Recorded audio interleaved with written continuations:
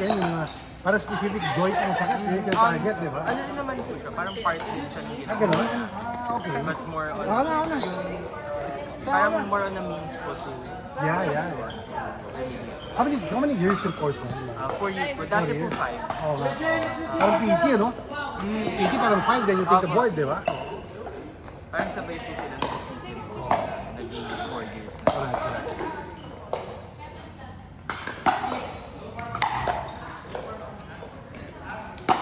Parang I saw you din po last year. Yeah.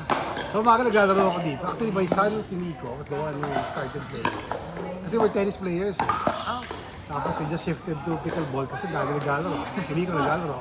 Sinubukan namin. So we tried doing. Kaya nagustuhan na namin. Oo, sabi ko, he plays lang. Ang dali lang siya regularly, you get the shit. Now that you're in the GC, kapag may mga games during the week,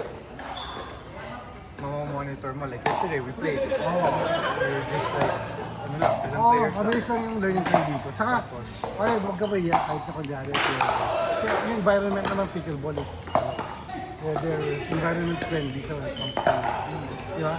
Kahit na kunyari, hindi ka masyadong magaling pa. Ako lang iba mo.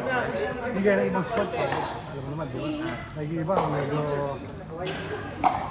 medyo daw, medyo pag di ka marunong, iba, masusungit, ayaw daro sa'yo eh. Parang sa pickleball, okay pa. You play with it.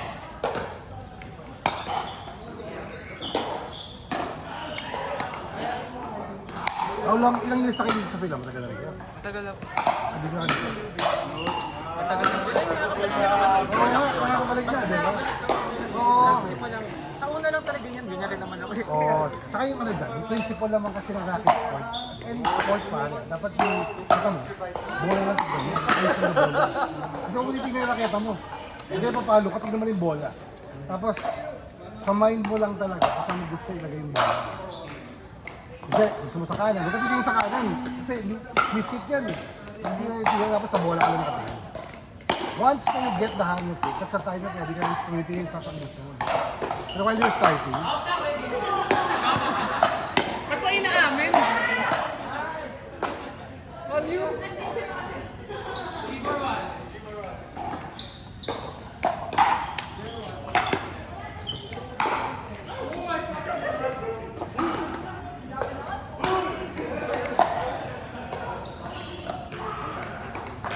yan yung bunso ko, yung second ko yun, si Luigi. Graduate lang din si Luigi. BSI naman siya. Kasal. Taft, to. Dito ka na rin nag-high school, grade school ba eh? Sa Las Piñas. Las Piñas, matalino ka pala. Pagkayan, pare, oh. Lahat ng science school, pare, matalino, no? Oo. Cream of the crop kayo doon, eh, di ba? Cream of the crop. Like not everyone could go sa technical school, eh. Mga science school. O saan ka before bago yung science school? Season. Nasa Seaton ka. Tapos, Grade 4 to 6. Tapos nung high school. how do you, nag-apply ka lang? Nag-apply lang po, tapos may entrance exam. Alright. Magaling ka sa math, sa science. Oo, pag science school, ganyan. Dito yan sa may ano, no? BF Resort, no? Nakakali na ba?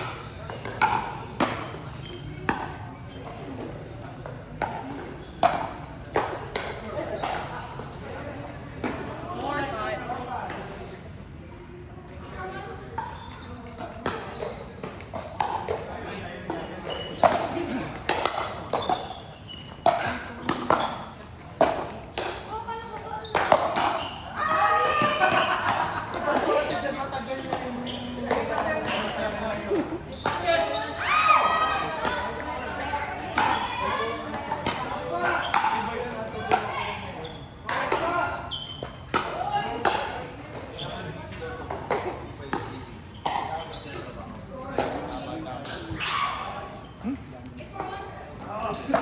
yung OG na. Binalik ko na kami.